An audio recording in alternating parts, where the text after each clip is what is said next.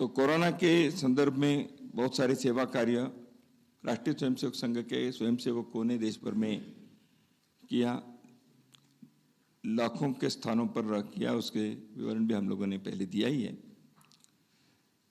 इसलिए उस दौरान हम पिछले बार इस प्रकार के कार्यकारी मंडल बैठक नहीं कर पाए थे।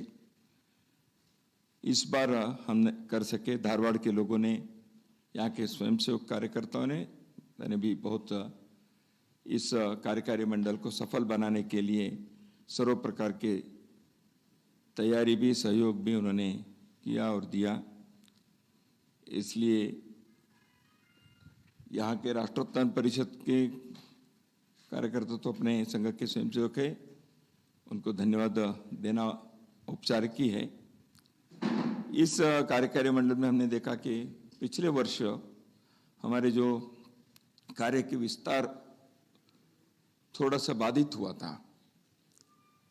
कोरोना के कारण संघ के शाखाएं ठीक से नहीं लग पाई। लॉकडाउन के पीरियड में तो लगी नहीं, प्रवास और बाकी चीजें भी बाधित रहे। इसलिए अपने कार्य के प्रत्यक्ष रूप से शाखा रूप में जो होना था उसमें थोड़ा कमी आई थी, लेकिन सेवा के रूप में व्यापक कार्य तो हुआ ही था। स्वयंसेवक जो नित्य के शाखा में आते, वर्ष में कुछ कार्यक्रमों में आने वाले स्वयंसेवक भी लॉकडाउन के पीरियड में अत्यधिक सक्रियता से उन्होंने कार्य किया। अब पिछले दूसरे वेव के बाद हम लोगों ने एक विचार किया था, तीसरे वेव यदि आया तो उसके लिए तैयारी रखनी चाहिए। इसलिए देश भर में हर राज्य में, हर प्रांत में हमने एक दिन भर के ट्रेनिंग कैंप किया था, so that if there is a third wave, गांव में फैलेगा, बच्चों के बीच होगा। सब प्रकार के लोग कह रहे थे उस समय, विशेषज्ञों से हमने चर्चा की थी। उसकी तैयारी के लिए देश भर में हमने एक ब्लॉक लेवल पर विलेज लेवल तक ने या लगभग 4 लाख से अधिक लोगों तक वॉलंटियर्स तैयार होने का एक व्यापक प्रमाण में हमने पूरे देश में, तमिलनाडु से लेकर हिमाचल, जम्मू कश्मीर तक और नॉर्थ ईस्ट तक हमने ये ट्रेनिंग कैंप इसलिए दिया क्योंकि लोगों को सैनिटाइजर, मास्क ये तो है, कुछ योगासन प्राणायाम के, कुछ काढ़ा पीने के, प्रिकॉशन क्या लेने चाहिए, यदि आवश्यकता पड़ेगी तो हमने कई ऐसे स्कूल वगैरह को कोरोना केयर सेंटर बनाया, आइसोलेशन सेंटर बनाया। उसके लिए समाज में तैयारी कैसे करना चाहिए, ऑक्सीमीटर, किट्स देना, पीपीई के, बाकी के ऐसे लगभग 1.5 लाख किट सेवा इंटरनेशनल के द्वारा हमने देश भर में बांटा भी है। ये सब किया, अच्छी बात है। वैक्सीनेशन भी हो गया। इसलिए अभी परिस्थिति दोनों प्रकार है। कुछ जगह पर केरल जैसे, इसमें महाराष्ट्र में अभी भी स्थिति है। यदि स्थिति ऐसे दुर्भाग्य से ऐसी स्थिति हो गई तो संघ के स्वयंसेवक इसको सामना करने के लिए समाज के सहयोग से साथ साथ समाज को सहयोग देने के लिए हम तैयारी रखे हैं। तो ऐसे परिस्थिति ना बने, ये ईश्वर से प्रार्थना है। बने तो भी हम तैयार हैं। दूसरी बात, इस समय में कार्य के विस्तार की दृष्टि से संघ के कार्य हमारे, जैसे मैंने कहा था, लगभग एक पिछले बार 8-10 हजार स्थानों पर हमारे लॉकडाउन के कारण कार्य जो नहीं हो पाया था उसको हमने पार करके इस बार now we are having work the actual daily shakhas in 34,000 places, 33,900 something, roughly 34,000. Weekly meetings, weekly शाखा जो होते हैं वो लगभग हमारे 12,780। तो इस दृष्टि से अपना कार्य मंथली और फोर्टनाइटली जो होते हैं वो 7,900 है। तो around 55,000 places where Sangh shakha daily, weekly और फोर्टनाइटली और मंथली ऐसे चलते हैं। इसमें सबसे ज्यादा 34,000 is daily shakhas. This is place. Number of shakas. In one place there may be 2, 3, 4 shakas. In big cities more. So number of shakas is around 55,000. 54,382. 54,382. Now 2025 will be the 100th year of Rashtriya Swayamsevak Sangh. However, every 3 years once we plan for the expansion plan होता है हमारा संगठन के विस्तार के. इस दृष्टि से हमने जो सोचा है वो मंडल तक हमारे काम होना चाहिए. अभी खंड जो है, ब्लॉक्स जो है, 6,483 ब्लॉक्स में हमारा 4,683 ब्लॉक सेंटर्स पे अनदर लगभग 5,683 ब्लॉक्स आर कवर्ड. जो नहीं कवर हुए थोड़ा मिजोरम में, नागालैंड में, कश्मीर के वैली में, ऐसे कुछ जगह पर, लक्षद्वीप में, ऐसे जगह पर अपनी शाखा नहीं है, इसलिए वो गैप है ब्लॉक्स के लेवल पे. तो मंडल के दृष्टि से भी नियरली हमारे जो काम है 32,687 मंडल्स, जिसको ग्राम पंचायत कहते हैं, न्याय पंचायत कहते हैं, मंडल कहते हैं, ऐसे जगह के जो मंडल बनते हैं. एक मंडल में सामान्यतः एन एवरेज 8 गांव, 10 गांव, 15 गांव, 20 गांव, अलग अलग राज्यों में अलग अलग प्रकार के हैं. तो इतने हमारे काम हैं. 910 जिले हैं, उसमें 900 जिले तक का अपना काम प्रसारित हुआ है लगभग. कुछ जगह पर नित्य शाखा नहीं चलती जैसे मैंने बताया, वो सब करके 560 जिले ऐसे हैं जिन जिले के जिला सेंटर में, हेडक्वार्टर ऑफ द डिस्ट्रिक्ट, 5 शाखाएं हैं. और 84 जिला ऐसे हमारे हैं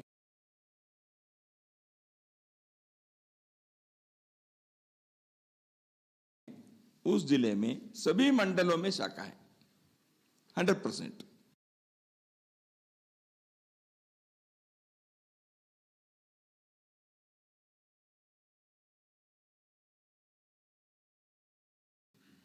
हम इसको विस्तारित करते हुए आने वाले 3 साल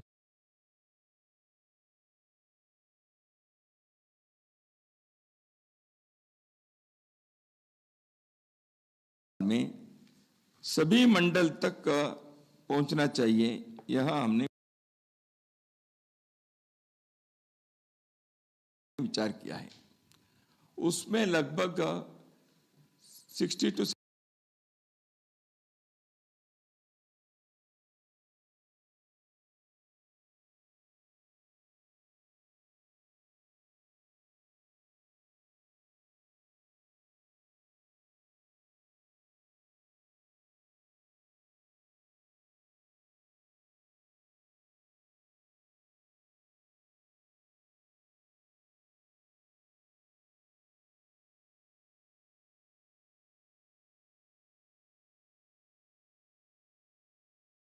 70% of the villages also should be covered.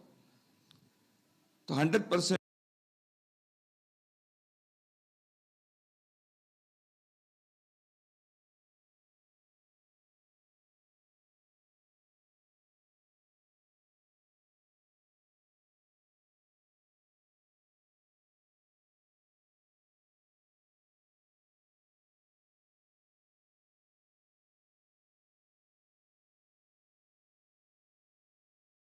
मंडल को हम 2024 के 2024 मार्च तक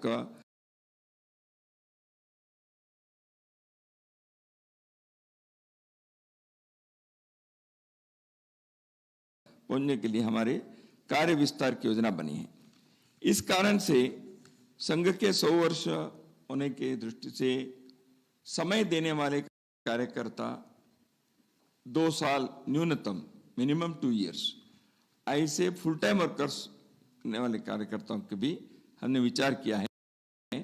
अभी इस मीटिंग में हमने तय किया है, उसके संख्या हमको तक आएगी। 2022 टू 2025 के बीच में मिनिमम 2 इयर्स देना है। तो इसलिए अभी सभी प्रांतों ने इस विषय को लेकर आगे बढ़ेंगे। अपने अपने राज्य में जाने के बाद संख्या पूर्ण करेंगे।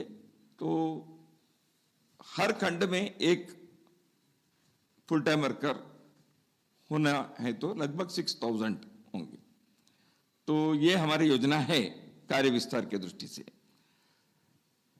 एक है अपने कार्य कोरोना में, जैसे मैंने कहा, होने पर भी कुछ उत्सव होते हैं, गुरु पूजा, रक्षाबंधन, विजयदशमी, ऐसे उत्सव में हमने जो देखा उसमें 1,05,938 इतने स्थानों पर हम उत्सव कर सके। नित्य शाखा इतने नहीं है तो भी हमारे संपर्क रहता है। हमारे स्वयंसेवक हफ्ते में, 15 दिन में, महीने में एक बार वहां जाते हैं, किसी न किसी प्रकार के सेवा कार्य करते हैं, किसी संपर्क करते हैं, वहाँ भजन मंडली होती है, वहाँ किसी प्रकार के एक स्वच्छता के कार्य लेते हैं। हमारे गौ सेवा, ग्राम विकास, पर्यावरण रक्षा, ऐसे हमारे जो भिन्न प्रकार के आयाम के काम हैं, उनमें से कोई ना कोई काम चलता है। आरोग्य मित्र का काम चलता है। इस कारण से हमारे संपर्क है। वहाँ डेली शाखा नहीं होती होगी, लेकिन हमारा संपर्क है। इसलिए वहाँ 1,05,938 प्लेसेस पर इस बार हम गुरु पूजन का कार्यक्रम कर सके। तो this is our reach at present. तो ये मैं आपको एक बार जानकारी दूं, ऐसे सोचा। 2-3 कार्यक्रमों के संदर्भ में हमने विचार किया है। एक अभी स्वतंत्रता के अमृत महोत्सव चल रहा है। स्वाभाविक है, देश भर में, दुनिया भर में रहने वाले भारतीयों के लिए यह आनंद का विषय है।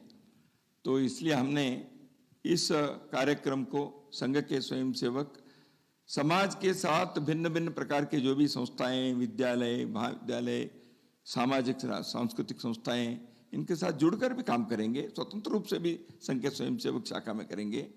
तो एक दिन का कार्यक्रम ऐसे नहीं है। जैसे उत्तर प्रदेश में अभी उन्होंने विचार किया है, बिहार में किया है, भारत माता पूजन के कार्यक्रम, रैली वगैरह करेंगे। कुछ जगह पर साहित्य करेंगे, कुछ जगह पर प्रदर्शनी। स्वतंत्रता आंदोलन के, अब उदाहरण के लिए काला पानी में जो लोग देश के लिए अपने जीवन व्यतीत किए, ऐसे लोगों के बारे में जानकारी नहीं है। तो ऐसे लोगों की प्रदर्शनी लगाना।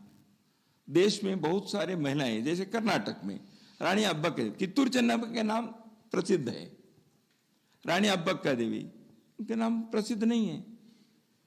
वेलु इसमें तमिलनाडु में नाचियार, उन्होंने युवतियों की सेना खड़ी की, आर्मी, उनके बारे में जानकारी नहीं। रानी गाइडेनलू नागालैंड में, ऐसे महिलाओं के, समाज के सभी प्रकार के लोगों ने जो स्वतंत्रता आंदोलन में सक्रिय होकर काम किए, समाज के सभी वर्गों ने किया।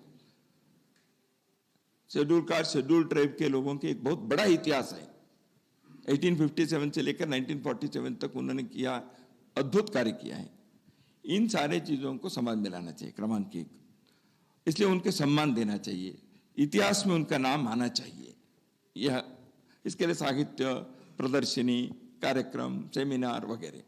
दूसरी बात यह है कि हम चाहते हैं कि भारत के जो स्वतंत्रता आंदोलन रहा है, ये दुनिया में ही एक विशिष्ट आंदोलन है।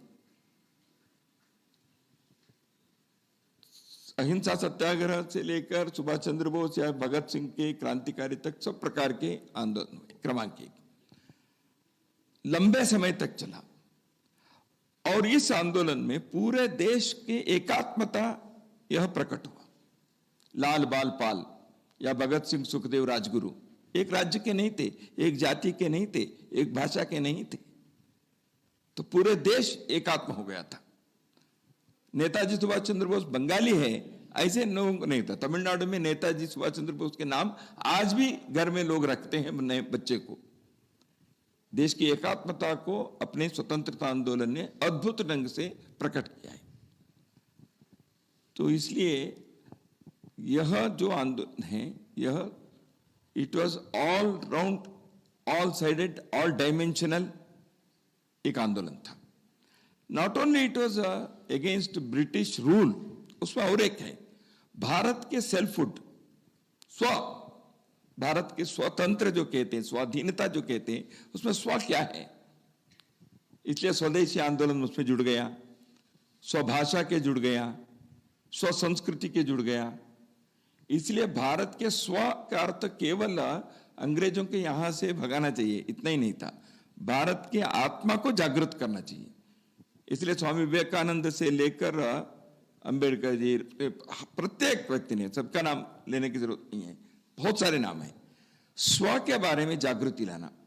It was not only A struggle against the foreign rule, but it was also a struggle and a fight and an effort to rouse the feelings of selfhood, nationhood. इसको समाज के सामने लाना चाहिए। तीसरी बात हम करना चाहते हैं, इतिहास तो अच्छा है, ठीक है, कहेंगे 75 इयर्स में देश ने प्रगति जो भी किया है और आगे करना है, इसलिए वर्तमान पीढ़ी को, द प्रेजेंट जनरेशन, वो संकल्प लेना चाहिए भारत को हर मौके, हर मोर्चे पर, हर डायमेंशन में हम दुनिया में एक श्रेष्ठ देश के नाते स्थापित करने के लिए हमें संकल्प लेना, रिजॉल्व लेना। इसलिए भी एक कार्यक्रम को, दूसरा और एक कार्यक्रम देश भर में होता है, वो गुरु तेग बहादुर जी के 400 वर्ष पूर्ण होने पर, 9वें गुरु थे सिख पंथ में, उनके 400 वर्ष पूरे होने पर एक कार्यक्रम सिख गुरुद्वारा, अलग अलग प्रकार की संस्थाएं सबसे मिलकर उसके भी कार्यक्रम करते हुए गुरु तेग बहादुर जी के जो बहुत बड़ा योगदान रहा, उन्होंने धर्म की रक्षा, संस्कृति की रक्षा के दर में अपने बलिदान दिए। उनके नाम से यहाँ के लोगों को जानकारी होगी ही। दिल्ली में जो चांदनी चौक में शीशगंज गुरुद्वारा है, उसी जगह पर गुरु तेग बहादुर जी के सिर काटकर कत्ल कर दिया था। धर्म की रक्षा के लिए उन्होंने बलिदान दिए। उनकी स्मृति पर गुरुद्वारा वहां खड़ा किए, दिल्ली के चांदनी चौक में शीशगंज।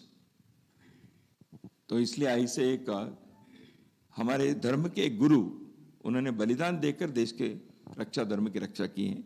उनकी स्मृति और प्रेरणा, ये दोनों होने चाहिए वर्तमान पीढ़ी को इस दृष्टि से। बाकी अपने कार्य जो है उसमें सामाजिक परिवर्तन के एक आयाम को, एक है समाज के अंदर के अस्पृश्यता, व्यसनाधीनता, कन्या भ्रूण हत्या, ऐसे अपने समाज के कुछ जो कुरीतियां हैं इसको दूर करना चाहिए। समाज की रक्षा भी होनी चाहिए। पर्यावरण, एनवायरनमेंट, ग्राम विकास, परिवार प्रबोधन यानी कुटुंब प्रबोधन, ऐसे विषयों को हम इसमें किसी के बारे में कोई विरोध का नहीं, ये समाज के अंदर एक सकारात्मक परिवर्तन के लिए एक पॉजिटिव चेंज, सोशल चेंज, ये लाने के प्रयत्न इतने अपने संघ के कार्य के जो व्याप है। सेवा कार्य एक है, हम सेवा बस्ती में जरूरतमंद लोगों के लिए शिक्षा, स्वास्थ्य, स्वावलंबन के सेवा कार्य करना, वो तो एक करना चाहिए। जरूरतमंद लोग नहीं है, गरीब नहीं है, अशिक्षित नहीं है, लेकिन उनके अंदर भी सामाजिक परिवर्तन की आवश्यकता है। जाति भेद, अस्पृश्यता, उपभोगवाद, परिवार टूटते हैं, तो इसलिए इन चीजों को भी रक्षा करना, इसको ठीक करना, ये सकारात्मक सामाजिक परिवर्तन के कार्य, इस विषय को जोर देने के लिए संघ के स्वयंसेवक आने वाले 3-4 वर्षों में विशेष प्रयास करेंगे, क्योंकि संघ के 100 वर्ष होने हुआ, इस विषय को जोर देने का हमने इसमें प्रयत्न किया। इस कार्यकारी मंडल बैठक में हमने इस विषय के बारे में कुछ विस्तृत योजना बनाने के लिए कुछ बिंदु यहाँ आए हुए लोगों के सामने रखा है, उसकी तैयारी वो करेंगे। तो ये 2-3 विषय इस बार हमने इस बैठक में हमने किए हैं। बाकी देश भर से आए हुए लोगों ने कोरोना के अनुवर्तन के कुछ विषय भी यहाँ रखा। Education and jobs were affected, इसलिए अभी कई जगह पर स्किल के आधार पर कुछ होगा। यहाँ भी हुबली के पास ही जैसे इचलकरंजी का है, यहाँ के है साड़ी गांव में, घर से कौन से गांव है, हाँ, वहाँ के साड़ी के उसमें ट्रेनिंग देकर उसके मार्केटिंग के लिए हमारे स्वयंसेवकों ने प्रयत्न किया। ऐसे जगह जगह पर यह करना चाहिए। स्थानीय स्किल के आधार पर अब दीपावली मिट्टी के दिया बनाओ, लाखों के संख्या में मिट्टी के दिया बनाना, इस कारण से कुछ लोगों के रोजगार मिलेगा, एक लोकल स्किल को डेवलप कर सकते हैं। ऐसे तरह तरह के चीजों को लॉकडाउन पीरियड में लोगों के स्वावलंबन के लिए हमने प्रारंभ किया। रोजगार भारती ऐसे हमारे उत्तर प्रदेश वेस्टर्न पार्ट में उन्होंने एक विषय किया है, लोगों के बैंक से लोन दिलवाना और इस प्रकार के स्किल ट्रेनिंग देकर उनको कुछ ना कुछ करना, ये सारे कार्य किए हैं। इसका हम डॉक्यूमेंटेशन करके कई चीजें केवल लॉकडाउन पीरियड में हो गया अब छोड़ दो, ऐसा नहीं करना, आगे भी बढ़ा सकते हैं। कई लोग शहर से गांव में जाकर अभी गए और उनका कहना है हम गांव में ही रहकर कुछ काम करेंगे। तो इसलिए ऐसे लोगों को भी कैसे हो सकता है, इसलिए आर्थिक क्षेत्र के संगठनों से बात करके हम रोजगार सृजन इस विषय में आने वाले दिनों में अधिक प्रयत्न करना। अभी तो एक परिस्थिति के कारण हमने कुछ प्लानिंग तो किया था, वो तो हो गया 4-5 महीने, 8 महीने, 10 महीने के लिए, लेकिन इसको स्थायी रूप से करना है, इस दृष्टि से कुछ प्रयत्न करना है। रोजगार सृजन ऐसे एक विषय को भी हमने आगे बढ़ाया है। तो इस प्रकार से इस कार्यकारी मंडल बैठक में कुछ विशेष विषय हुआ था। वैसे कहे तो मैं आपको धन्यवाद देने के लिए आया हूं आज। आप लोगों ने बहुत सहयोग दिया और अभी तक तो आपने देखा ही है, तो कुछ बातें आपके सम्मुख रखना भी स्वाभाविक मेरा कर्तव्य था। तो बहुत बहुत धन्यवाद। आपको कुछ पूछना है तो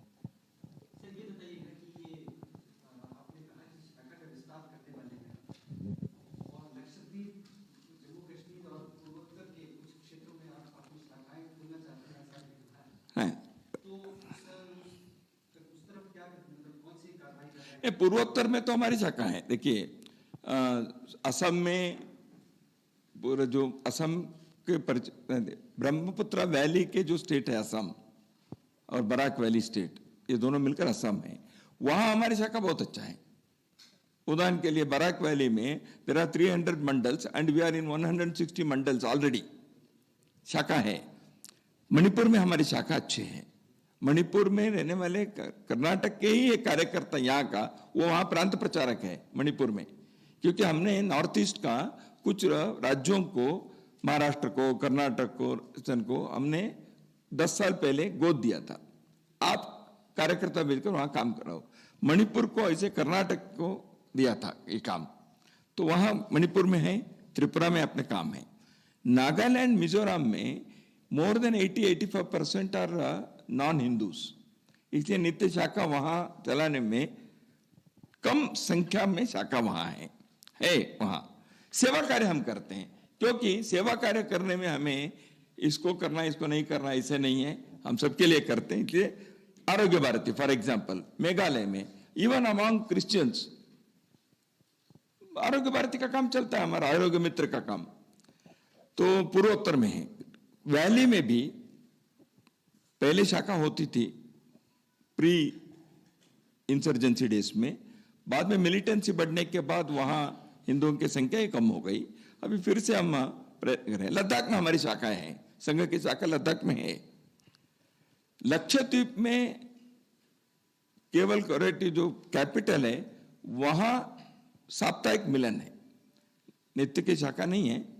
तो क्योंकि वहां percentage of Hindus is so little, central government के कुछ एम्प्लॉइज वहां हैं, लोकल पीपल नहीं है,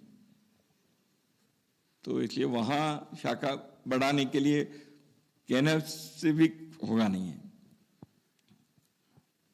ಅವ್ರು ಸರ್, ಇತ್ತೀಚೆಗೆ ಬಾಬಾತ್ ಅವರು ಹೇಳಿದ್ರು ಈ ಪಾಪ್ಯುಲೇಷನ್ ಪಾಲಿಸಿಯಲ್ಲಿ ರಿವ್ಯೂ ಆಗಬೇಕು ಅಂತ. ಬೆಳಗ್ಗೆ ಏನಾದ್ರು ಬಗ್ಗೆ ಚರ್ಚಿಸಿದ್ರೆ ಮೊದಲೇ ನಾವು ಒಂದು ರೆಸೊಲ್ಯೂಷನ್ ಪಾಸ್ ಮಾಡಿದ್ವಿ ಇದಕ್ಕೆ ಕೆಲವು ವರ್ಷಗಳ ಹಿಂದೆನೇ ಅಬೌಟ್ ಪಾಪ್ಯುಲೇಷನ್ ಪಾಲಿಸಿ. ಸರ್ಕಾರಕ್ಕೆ ಯಾವ ರೀತಿ ಇದನ್ನು ಮಾಡಬೇಕು? ಅದೇ ನಾವು ಅದೇ ರೆಸೊಲ್ಯೂಷನ್ ಆಧಾರದ ಮೇಲೆ ಹೇಳಿದ್ವಿ. ಮೋಹನ್ ಭಾಗವತರು ನಮ್ಮ ಸರ್ಸಂಘ ಚಾಲಕರು ಹೇಳಿದ್ದು ಆ ರೆಸೊಲ್ಯೂಷನ್ ಬ್ಯಾಕ್ಗ್ರೌಂಡ್ನಲ್ಲೇ ನಾವು ಹೇಳ್ತಿರೋದು ಏನಂತಂದರೆ population policy, every country should have a population policy and it should be applicable to all citizens equally. Number 3, population policy, there can be incentives and disincentives. For example, some states, Rajasthan, for example, if there are so many number of children, you cannot be Sarpanch of the Panchayat. They have made a rule, state level. But it is there, but it is not there in all other states. So, population policy will have to be equally applicable to all, number 1. Number 2, on the basis of natural resources available and how many people we can maintain in this country, in this land, with the available natural resources, it has to be scientifically assessed. And there should be proper population policy. This is what Sangha has said in its resolution some 5-6 years back itself in our Nagaur Pratini Sabha Baitak. So that's why population policy के बारे में हमने पहले ही कहा है, उसी को उन्होंने रीट्रेट किया है सरसंघ चालक जी ने.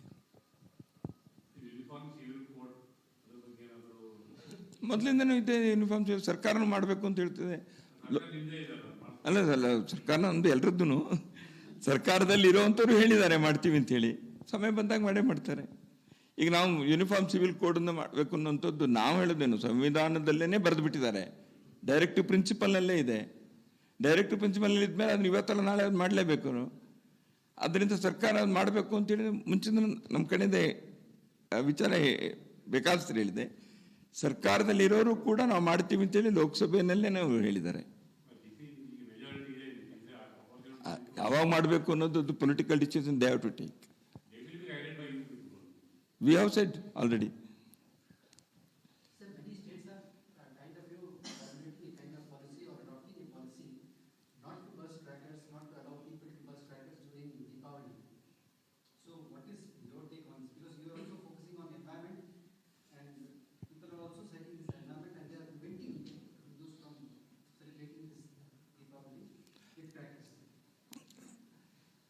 ಎನ್ವಿರಾನ್ಮೆಂಟ್ ರಕ್ಷಣೆ ಮಾಡಬೇಕು.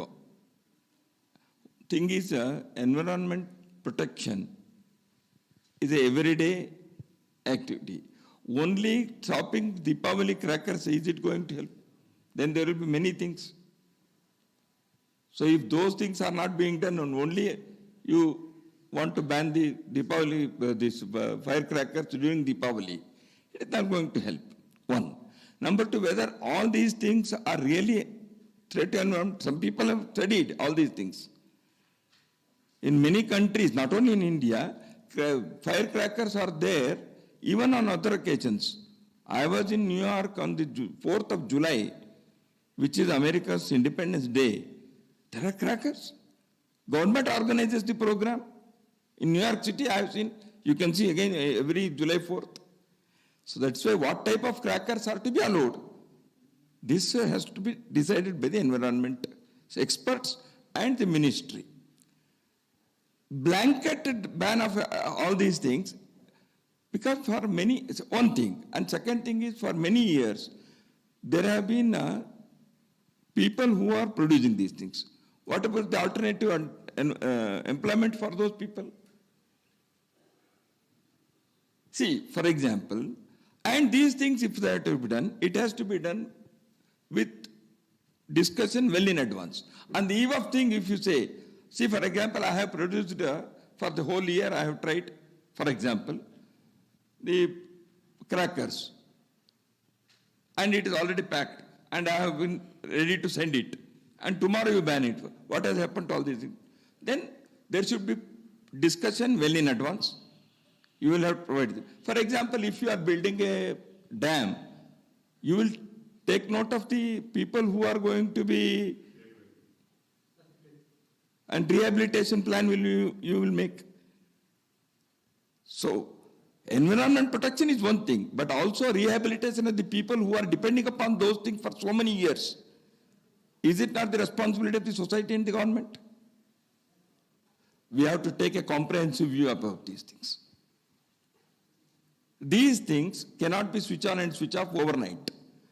We have to create an atmosphere where people come to such consensus. That is why I said, when in Sangha we are taking up this environment, create consensus, make it a positive effort. Comprehensive thinking is required. Otherwise, we are going to stop one thing and create multiple problems. That is not going to solve the problem. Then people will ask, tomorrow when it is solved, you will ask what happened about the rehabilitation. Somebody will ask. So that's why these things have to be done well in advance, number one. Comprehensive thinking, taking into account of the opinion of all concerned people, even environmentalists and the people who are producing these things, have a consensus. Definitely, I am for that. The Rashtriya Swayamsevak Sangh does not want anything that is against the environment.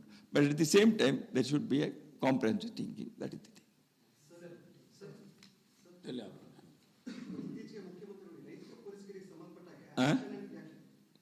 ಮುಖ್ಯಮಂತ್ರಿ ಬೊಮ್ಮಾಯಿ ಅವರು action and reaction ಬಗ್ಗೆ ಮಾತಾಡಿದ್ದಾರೆ. ಆಮೇಲೆ BHP ಅವರು ತುಮಕೂರಿನಲ್ಲಿ ಒಂದು ಹೇಳಿಕೆ ಕೊಟ್ಟಿದ್ದಾರೆ. ಈ ನೈತಿಕ ಪೊಲೀಸ್ಗೆ ಇತ್ತೀಚೆಗೆ ರಾಜ್ಯದಲ್ಲಿ ಹೆಚ್ಚಾಗ್ತಾ ಇದೆ.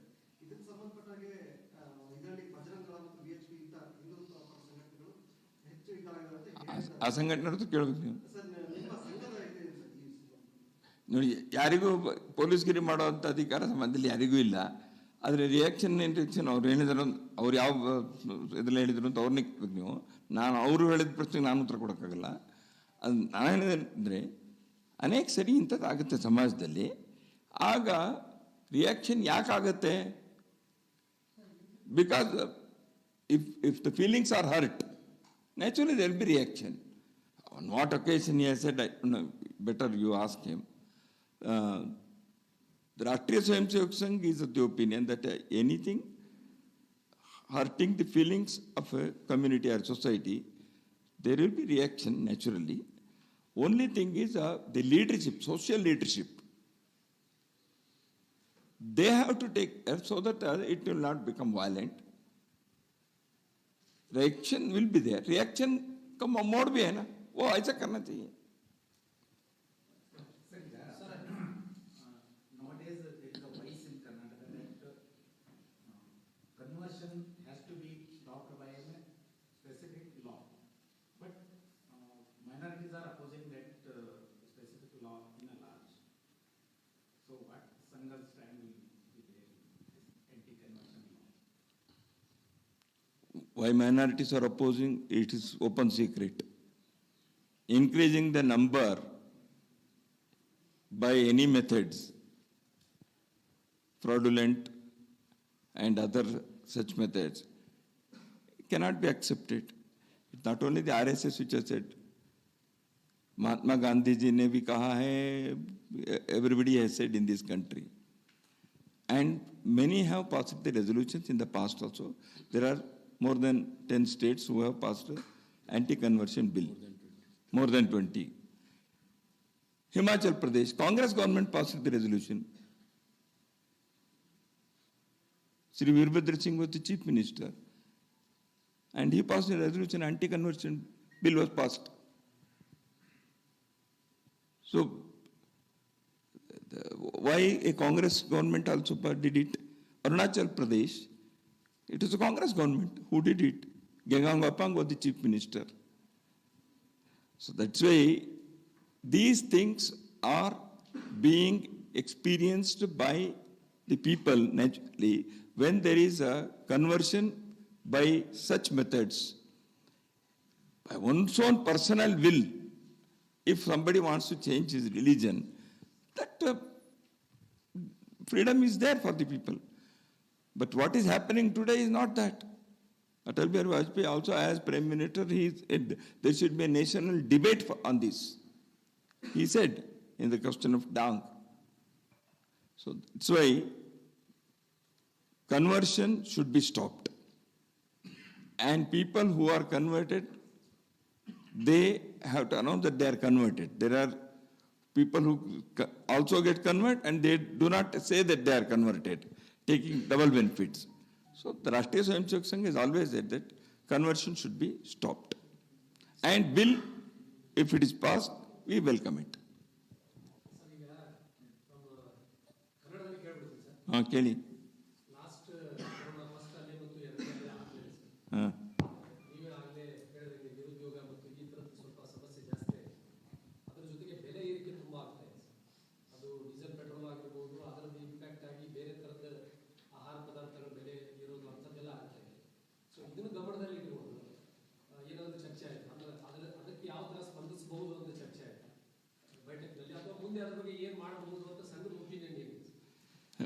ಬೆಟ್ಟಕ್ಕೆ ನಾವೇನು ಚರ್ಚೆ ಮಾಡಿಲ್ಲ, ಯಾಕೆಂತಂದರೆ ಅನೇಕ ವಿಷಯಗಳನ್ನು ನಮ್ಮ ಆರ್ಥಿಕ ಬೇರೆ ಬೇರೆ ಆರ್ಗನೈಸೇಷನ್ಸು ಸಂಘ ಸ್ವಯಂ ಸೇವಕರು ಮಾಡೇ ಮಾಡ್ತಾರೆ. ಈಗ ನಾನು ಇದನ್ನು ಹೇಳಿದೆ, ರೋಜ್ಗಾರದನ್ನು ಈ ರೀತಿ ಇದನ್ನು ಬೆಲೆ ಏರಿಕೆದನ್ನು ಬೇರೆ ಬೇರೆ ಸಂಘಟನೆಗಳು ಮಾಡೇ ಇದ್ದಾವೆ. ಒಂದೊಂದು ದಿನಗಳಲ್ಲಿ ಯಾವುದೇ ಒಂದು ಸರ್ಕಾರಕ್ಕೆ ಅಥವಾ ಒಂದು ಸಮಾಜದಲ್ಲಿ ಬೆಲೆಯ ನಿಯಂತ್ರಣ ಮಾಡಬೇಕಾದ್ದು, ಜನರಿಗೆ ಸೌಕರ್ಯವನ್ನು ಒದಗಿಸ್ಕೊಡ್ಬೇಕಾದ್ದು ಮೂಲಭೂತ ಕರ್ತವ್ಯ ಮಾಡಬೇಕು. ಆ ರೀತಿ ಅದು ಕೈಯನ್ನು ಮೀರಿ ಹೋಗಿದೆ ಅಂತಂದರೆ ಅದಕ್ಕೆ ವಿರೋಧ ಮಾಡುವಂಥದ್ದು, ಅದನ್ನು ತಹಬಂದಿಗೆ ತರುವಂಥದ್ದಕ್ಕೂ ನಿಯಂತ್ರಣ ಮಾಡೋದಕ್ಕೂ ಕೂಡ ಲೋಕತಂತ್ರದಲ್ಲಿ ವ್ಯವಸ್ಥೆ ಇದೆ, ಅವ್ರು ಮನೆ ಮಾಡ್ತಿದ್ದಾರೆ. ಅದರಿಂದ ಇದು ಜನಕ್ಕೆ ಸೌಕರ್ಯ ಸಿಗಬೇಕು. ಬೇರೆ ಅಂತಾರಾಷ್ಟ್ರೀಯ ಮಾರ್ಕೆಟ್ ಇದು ಬೇಕಾದಷ್ಟು ಚರ್ಚೆ, ಪೆಟ್ರೋಲಿಂದ ಇದಕ್ಕೆ ಯಾಕೆ ಇದಾಗಿದೆ ಅನ್ನೋಂಥದ್ದು ಇದೆ. ಸರ್ಕಾರದಲ್ಲಿ ಇವತ್ತು ಖರ್ಚು ವ್ಯಾಕ್ಸಿನೇಷನ್ಗೋ ಮತ್ತೊಂದಕ್ಕೋ ಏನನ್ನ ಕಳೆದ 2 ವರ್ಷದಲ್ಲಿ ಮಾಡಬೇಕಾಯ್ತು, ಅದನ್ನು ಕೂಡ ನಾವು ಯೋಚನೆ ಮಾಡಬೇಕು. ಅದರಿಂದ ನಾವಿಲ್ಲೇನು ಚರ್ಚೆ ಮಾಡಿಲ್ಲ, ಯಾಕಂದರೆ ಸಂಘದ ಇದೊಂದು ವ್ಯಾಪಕ ಪ್ರಶ್ನೆ ಸೆಮಿನಾರ್.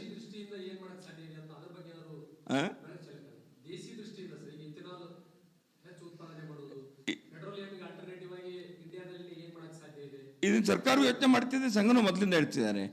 ಈ ರೀತಿ ನಾನ್ ಕನ್ವೆನ್ಷನಲ್ ಎನರ್ಜಿ ಬಗ್ಗೆ ಪ್ರಯತ್ನ ಮಾಡಬೇಕಾದ್ದು, ಎಥೆನಾಲ್ ಆಗಲಿ ಮತ್ತೊಂದು ಇಂಥದ್ದನ್ನು ಇದನ್ನು ಮಾಡಿ ಪೆಟ್ರೋಲ್ಗೆ ಆಲ್ಟರ್ನೇಟಿವ್ ತರುವಂಥದ್ದನ್ನು ಮಾಡಬೇಕು ಅನ್ನೋಂಥದ್ದನ್ನು ಇಡೀ ದೇಶದಲ್ಲಿ ಎಲ್ಲ ವಿಜ್ಞಾನಿಗಳು ಎಕ್ಸ್ಪರ್ಟ್ಸು ಈ ದೃಷ್ಟಿಯಿಂದ ಸಾಕಷ್ಟು ಕೆಲಸ ಮಾಡ್ತಾ ಇದ್ದಾರೆ. ಅದು ನಾವು ಸಪೋರ್ಟು ಮಾಡಿದ್ದೀವಿ ಮೊದಲಿಂದನೂ. ಸಂಘದ ನಮ್ಮ ಅನೇಕ ಇದರಲ್ಲಿ ವಿಜ್ಞಾನ ಭಾರತರು ಸಂಘದ ಸುದರ್ಶನ್ ಜಿಯವರು ಇದ್ದಾಗ ಇದೇ ಬೆಂಗಳೂರಿನಲ್ಲಿ ಇಂಡಿಯನ್ಸ್ ಆಫ್ ಸೈನ್ಸ್ನಲ್ಲಿ ಸೈಂಟಿಸ್ಟನ್ನು ಹೋಗಿ ಅವರೇ ಭೇಟಿ ಮಾಡಿ ಪೆಟ್ರೋಲಿಗೆ ಆಲ್ಟರ್ನೇಟಿವ್ ಇರೋದ್ರ ಬಗ್ಗೆ ಏನು ಮಾಡಬೇಕು ಅನ್ನೋಂಥದ್ದನ್ನು ರೀತಿ ಅನೇಕ ಸಂಗತಿಗಳನ್ನ ಮಾಡಿದೆ. ಎಥನಾಲ್ದು ನೀವು ಹೇಳ್ತಿದ್ರಿ, ಈ ರೀತಿ ಎನಿ ಆಲ್ಟರ್ನೇಟಿವ್ ಎನರ್ಜಿ, ಸೋಲಾರ್ ಎನರ್ಜಿನ ಉಪಯೋಗಿಸ್ಕೊಳ್ಬೇಕು, ಬೇರೆ ಬೇರೆ ಪೆಟ್ರೋಲ್ಗೆ ಆಲ್ಟರ್ನೇಟಿವ್ ಏನೇನನ್ನು ತರ್ಬೋದು, ಇನ್ನೊಂಥದ್ದು ಎಲೆಕ್ಟ್ರಿಕ್ ಬ್ಯಾಟ್ರಿದನ್ನ ಮಾಡೋಂಥದ್ದನ್ನು ಈಗ ಮಾಡ್ತಿದ್ದಾರೆ. That's also good, welcome. ಈ ರೀತಿ ಅನೇಕ ಸಂಗತಿಗಳನ್ನ ಆಲ್ಟರ್ನೇಟಿವ್ ಎನರ್ಜಿ ಸೋರ್ಸಸ್ಸನ್ನು ಮಾಡುವಂಥದ್ದನ್ನು ಎಕ್ಸ್ಪರ್ಟ್ಸ್ ಮಾಡ್ತಾನೂ ಇದ್ದಾರೆ, ಸರ್ಕಾರವೂ ಅದಕ್ಕೆ ಬೆಂಬಲ ಕೊಡ್ತಾ ಇದೆ. ಅದನ್ನು ಮಾಡಬೇಕು. ಸಂತೋಷ.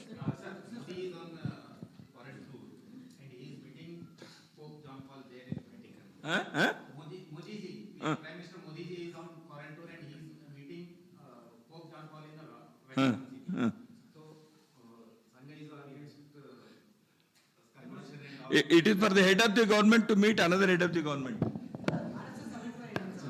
What is the reaction regarding? ಸರ್ಕಾರದ ನಿರ್ಣಯ, ಸರ್ಕಾರ ಯಾರು ಬೇಕಾದ್ರೂ ಭೇಟಿ ಮಾಡ್ಬೋದು.